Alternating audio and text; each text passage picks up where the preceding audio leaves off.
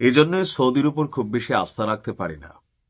আমি বলি বরাবরই, যখন যুবরাজ সালমান তিনি কোনো ভালো সিদ্ধান্ত নেন, সারা পৃথিবীর মানুষ, বিশেষ করে যারা মুসলিম কমিউনিটি আছে, বাংলাদেশ বা আমরা যারা আছি বাংলা ভাষাভাষী বা অন্য ভাষাভাষী, সবাই কিন্তু একটু সাহস পায় যে না, সৌদি যেহেতু একটা অবস্থান নিছে, ইরানের জন্য হোক যে কোনো রাষ্ট্রের জন্য হোক, এটা একটা শক্ত অবস্থান। কিন্তু যখন এই গোপন প্রতিবেদনগুলো আসে, এগুলোর সত্য মিথ্যা আল্লাহ ভালো জানে, যে এদের আসলে মুখোশ কয়টা। ভাবা যায় উপরে উপরে বলতেছে যে সৌদির মাটি, সৌদির আকাশ, সৌদির এরপরে হচ্ছে জলসীমা, কোনো কিছুই ইরানের বিরুদ্ধে ব্যবহার করতে দেবে না সৌদি। এমনকি তাদের দেশে থাকা যে সামরিক ঘাঁটিগুলো আছে সেগুলোকেও ব্যবহার করতে পারবে না মার্কিন যুক্তরাষ্ট্র। কিন্তু অপরদিকে যখন আমরা দেখি যে ওয়াশিংটনে এক গোপন বৈঠকে সৌদির প্রতিরক্ষা মন্ত্রী প্রিন্স খালিদ বিন সালমান তিনি একটা সতর্কবার্তা দিয়েছেন মার্কিন যুক্তরাষ্ট্রকে, অর্থাৎ ইরানের বিরুদ্ধে অভিযান যেন চালায়। কেন? তিনি বলছেন ট্রাম্প যদি ইরানের বিরুদ্ধে তার অভিযান সম্পন্ন না করেন তবে তেহরানের সরকার আরো শক্তিশালী হয়ে উঠবে। ভাবা যায় যে ভাই এখনো যদি সাইজ না করেন তাহলে এরা কিন্তু আরো বাইরা যাবে। আর ওই বৈঠকে উপস্থিত 4টি সূত্র এই তথ্য নিশ্চিত করেছে যে সৌদি উপর উপরে পানি ঢালতেছে, তলে দিয়া গাছের গোড়া কাটতেছে। আপনার সৌদি আরবের প্রকাশ্য অবস্থানের ঠিক উল্টো মেরুতে এই মন্তব্য। জনসম্মুখে তারা মানুষ যা শুনতে চায় তাই বললেও মাত্র 3 সপ্তাহ আগে সৌদি যুবরাজ মোহাম্মদ বিন সালমানের সাথে কথা হয়েছিল, আর সেই কথার পরপরই আমরা দেখলাম যে ভিন্ন এক বার্তা। সৌদি যুবরাজের ছোট ভাই এবং সবচেয়ে বিশ্বস্ত সহযোগী হচ্ছেন সৌদির এই প্রতিরক্ষা মন্ত্রী খালিদ বিন সালমান। আপনি বিষয়টাকে কিন্তু হালকাভাবে নেওয়ার সুযোগ নেই। এই লোককে প্রতিরক্ষা মন্ত্রী, যুবরাজের আপন ছোট ভাই।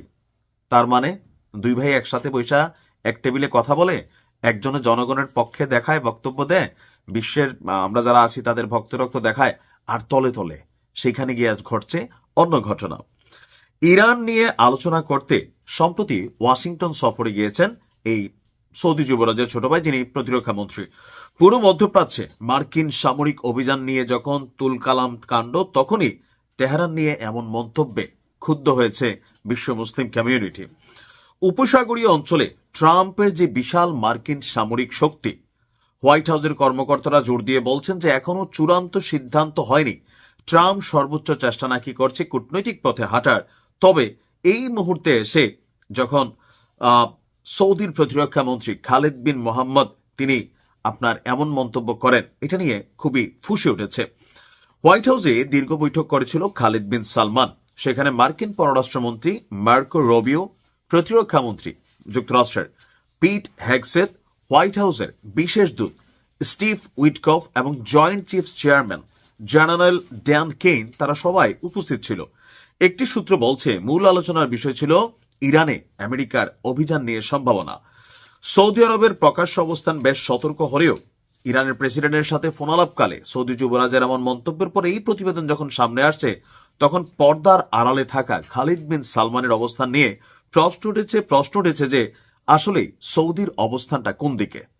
আমার কাছেও একটু আশ্চর্য লাগছে যে আমরা সৌদির একটা গোপন চিঠি, আপনাদের খেয়াল থাকার কথা, এটা নিয়ে আমি নিজে একটা রিপোর্ট করছিলাম যে গত বছর ইরানের কাছে একটা গোপন চিঠি পাঠাইছিল যে আমেরিকা যেমনে বলে আপনারা পারমাণবিক কর্মসূচি এভাবে মাইনে টেনে নিয়ে ভেজাল টাজাল করে না, যুদ্ধ লাগলে পারবেন না, আমরা ভালোর জন্য বলতেছি ভাই। কিন্তু আসলে কি এটা অবস্থান হইতে পারে? এখন ঠিক একই পথে আবার যখন ওয়াশিংটনে গিয়া তাদেরই অবস্থান, তাহলে সৌদি সম্পর্কে কি বলবো আমরা? কমেন্টে লিখতে পারুন। আসসালামু আলাইকুম।